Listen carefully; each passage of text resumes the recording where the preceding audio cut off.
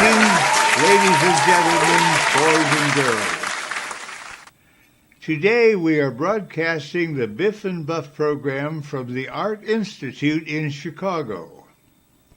The reason we are at the Institute is because the Art Institute in Chicago has one of the largest collections of Impressionist art in the country. And our program today is featuring Impressionist art. My brother Buff is in the gallery selecting paintings that we're going to use in today's program. This is Kacie Phiilips, executive producer of the Biff and Buff program. Kacie, you're usually behind the scenes, selecting guests and doing things to get the program on the air. How does it feel to be in front of the camera this time? It's a change, all right, and I have many questions. Yeah, the Art Institute itself is a magnificent building on a beautiful location. Well, we hope we can answer some of your questions. The Impressionist art that we look at today in the 20th century, 21st century now, that is some of the greatest art in the world, was not accepted at first. The painters who did this work were considered to be people who just didn't finish a job. It looked like they had started and then maybe given up on it and didn't continue anyway. But the reason for that was because they painted outdoors and they wanted to get the moment. They actually brought their easels and paints and worked outside? Because they wanted to get that particular moment. An hour from now, the shadows are different, the sun has moved, and it's not quite the same. So they painted in quick, short strokes and very vivid colors. Black or gray was absolutely not an option with them. They did not use these colors. And what they did, for the first time in the history of painting, they were able to capture sunlight. That is one of the things that made their paintings much more vivid and much more bright. The term Impressionism was originally used by a journalist named Louis L'Amour, who wrote in a popular magazine very critical about the type of work that was being done by these artists that we now think of as some of the famous and most great artists in the world. In 1874, the Paris Academy, which was the great exhibition hall they used every year, it was done at the Salon. The Salon was part of the Louvre, and that's where the exhibit was held. In the year 1874, they had over 5,000 paintings submitted to be in the exhibit. 5,000 paintings for one exhibition? Well, they didn't take very many of them, and they took none of the Impressionist paintings. They didn't do any of them. So what they did themselves, they decided to have their own exhibition. And they held it in the photography studio of Nader. Nader was a famous photographer and also a balloonist. But they held the exhibition there. And it was known as the Exhibition of the Refused. At that time, Louis III was the Emperor of France. And he visited the Exhibition of the Refused. In fact, he even bought a painting there. The founders of Impressionist art were Claude Monet, Alfred Sisley, Frederic Bizet, and Auguste Renoir. They were all students at one time in classes studying painting, and they were all friends. And they all worked together over the years. They were the people who started the first Impressionist art, the first thing called the art of the refused. Claude Monet was the son of a Parisian shopkeeper who moved later to Le Havre when the boy was about 5 years old. He went to school there, and he became very well known for his charcoal drawings and also his caricatures. In fact, he made enough money doing caricatures to pay his way through art school eventually. His famous painting, Sunrise, is one of the most well-known Impressionist paintings today. In fact, it was the subject that caused Lemoy to write the critical article that was printed in the Parisian papers. I think Sunrise is beautiful.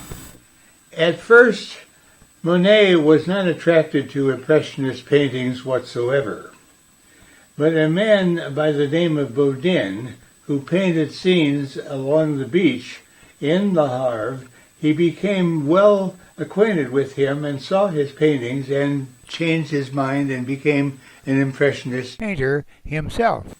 He served briefly in the military in Algeria, after which he came home and suffered typhoid fever. After he recovered from typhoid fever, he started art school. It was in art school that he met Renoir, Sisley, and Frederic Bazel.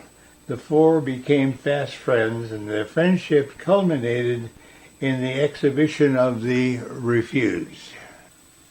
Frederic Bazel was the son of a wealthy wine merchant in Paris. His circumstances were quite different than the other artists. He had money to go to school, but his career was cut short by service in the war between France and Germany, the Franco-Prussian War, where he died. So his paintings are rather limited as compared to some of the other artists.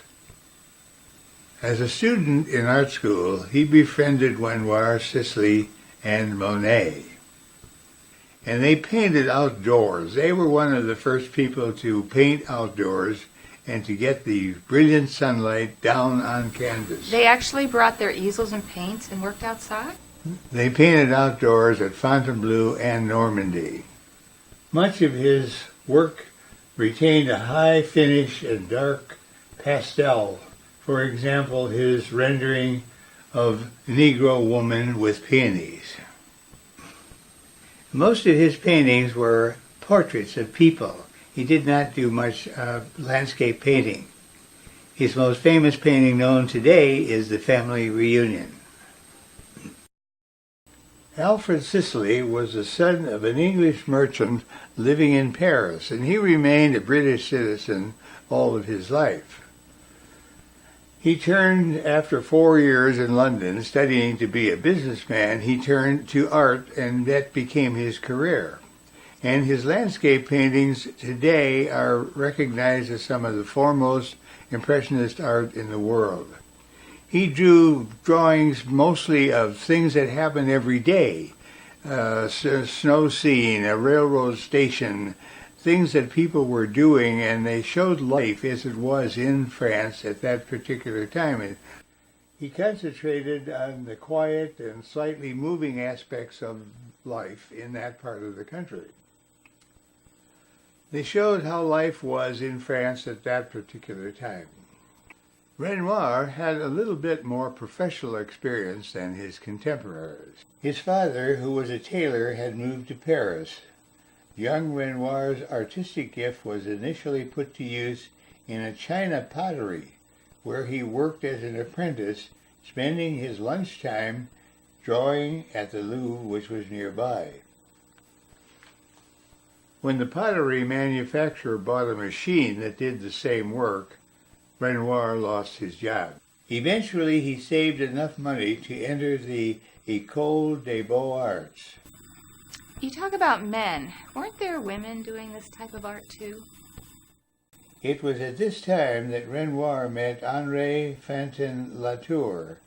Fantin-Latour placed 2 young women, Edna and Berthe Marisot, in art school to teach them landscape painting. Berthe and Edna Marisot, as well as many other women, such as Eva Gonzalez and Mary Cassatt, were equally important as the men in the development of the Impressionist art technique. That's our show for tonight. We hope you've enjoyed your visit to the Great Chicago Art Institute, where we saw some of the world's greatest Impressionist paintings. Kacie, it's your chance to get away from California for a while, get to Chicago to the magnificent Art Institute on magnificent Michigan Avenue, my hometown, Chicago, and see some of the great paintings that we saw today. Oh, I love it here. I'm glad to be here. And Biff, we appreciate your work in selecting these paintings today.